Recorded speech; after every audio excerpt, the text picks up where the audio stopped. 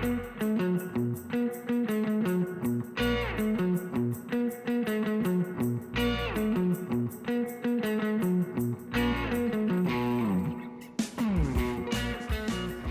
to today's interview with Cecil Konijnendijk.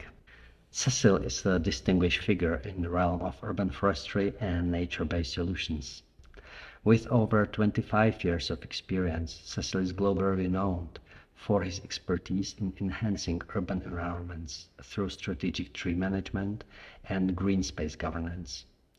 As the director of the Nature-Based Solutions Institute and a professor at the University of British Columbia, Cecil's insights have shaped policies and projects worldwide, making him a leading authority in fostering sustainable and livable cities.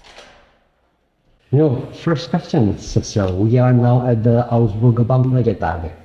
Do you feel to be a tree person or politician or who are you? I think I'm a little bit of both these days, right? But I'm a tree person. I'm really a tree person. But I realize I have to speak the language of politicians, of engineers, of planners, of medical professionals too. But I do it from my love for trees. Could you provide a brief overview of your professional background and journey to becoming a globally recognized expert in the field of urban forestry and nature-based solutions, please? Yeah, so I started being trained as a forester in the Netherlands, in Wageningen, and then I went to Finland to do my PhD, and then I was already focusing on forests and trees in cities.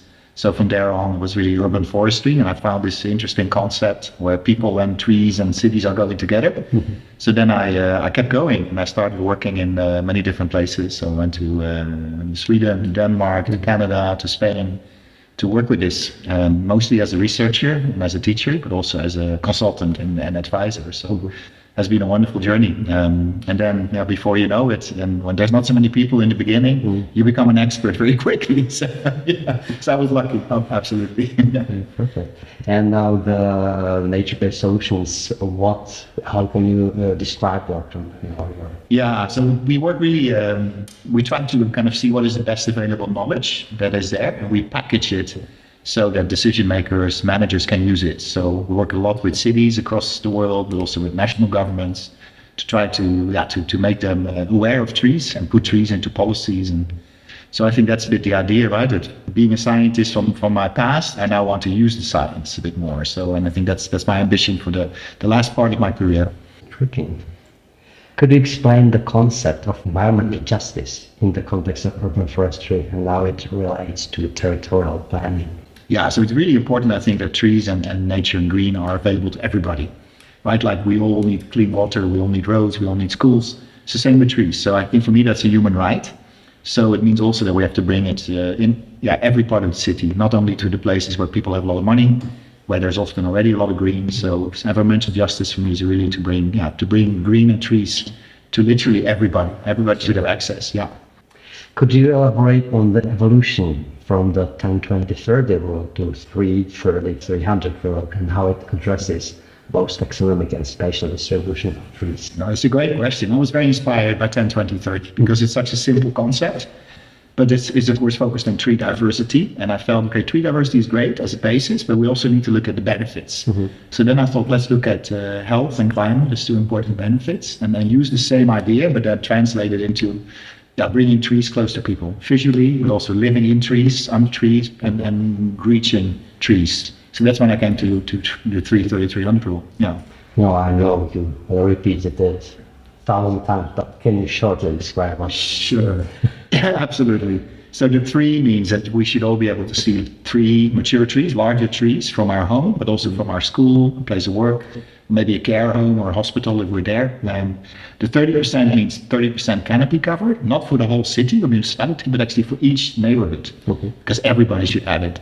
And finally, 300 meters to the nearest high-quality public green space. So we should all have, within a 5-minute walk, a good green space that we can go for recreation. I think the good thing with 3-30-300 is indeed it's manageable, it's measurable, right? So we can monitor the current state and then see how we change.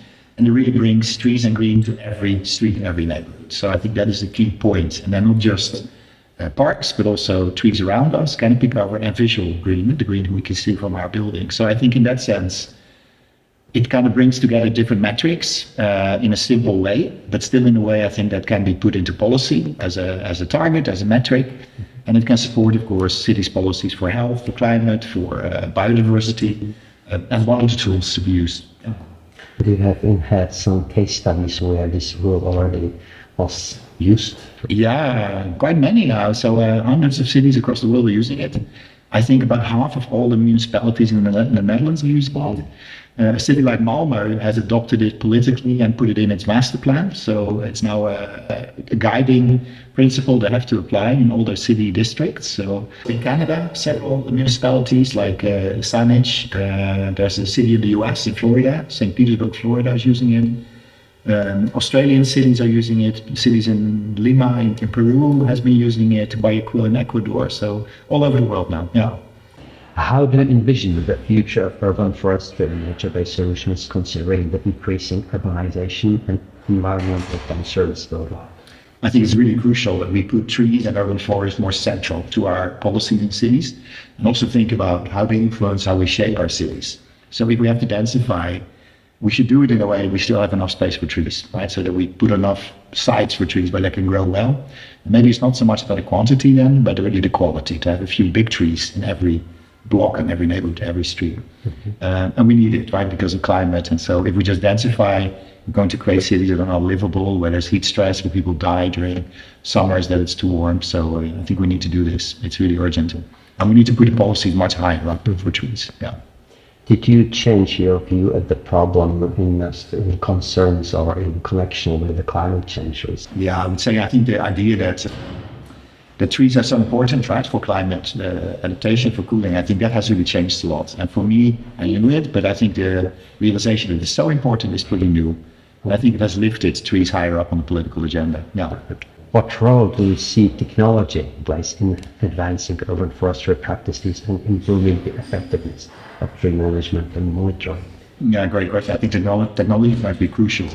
We can let nature do a lot of the work, we should help nature, right? So we need to use things like tree cells, all kind of technologies now for inventories, drones, you name it, everywhere we can do, but also to make sure we can grow plants on buildings and have green roofs, etc. And I think the technology is getting so good now that we can do wonderful tree inventories, all kind of live information streams about quality of the soil, the growth of the tree. So we should use it because other fields like engineers, they're using technology a lot too. So yeah. Many speeches at the after the panel were about the artificial intelligence. Yeah, right. Yeah. Do you consider it important? It is important. I see it mostly with my students because they're actually using it to write papers, right? So, yeah, that for sure. I think in tree inventories, you see it's being used like there are companies now that do inventories based on AI. And I think it's going to be more and more, right? So I think we have to use it in the right way, like any field, but we can definitely benefit from it. As someone with extensive expertise in technique in teaching and advising on urban forestry, what advice would you give to cities or organizations looking to enhance their urban forest management strategies? Yeah, I would say try to have a very clear, good policy at a high level, which is adopted by the city, which is actually done in cooperation with other sectors in the city, that actually really put some clear targets for trees, long term. How do you want to see you have your urban forest look like in 40, 50 years? A master plan. And from there on, you can base yourself on all the different examples and good practices around the world to see what you want to achieve and how you want to achieve it. But make a master plan that is a really strong status and that you really say, okay, this year maybe it didn't go so well, but our longer term ambition is actually pretty high. At this moment in our country, there is the big movement toward tree planting. Oh yeah. How do you consider these? Yeah, I think tree planting is really nice, but maintaining the trees we have is much more important, right? So replacing one big tree is going to take a lot of time, a lot of good small trees. So I think the focus is a bit wrong sometimes. Tree planting is great, but it doesn't make sense if we don't keep what we have. So really the focus should be on letting our trees grow older and bigger. Perfect. And if you should give advice to someone new into industry, what would you tell him or her? I think it's a great time to come into this industry, right? There's a lot of opportunities, a lot of chances to make a difference. Grab the chances, the opportunities there are. Don't hesitate to reach out to people in the field. We're all pretty nice people, so we can all advise you on your career path. But I think this is a great time. You can really make a difference in your own city, across the world. You can really change the lives of many people if you do it. Thank you very much. You're welcome. You're welcome. No problem. Sure. Great question.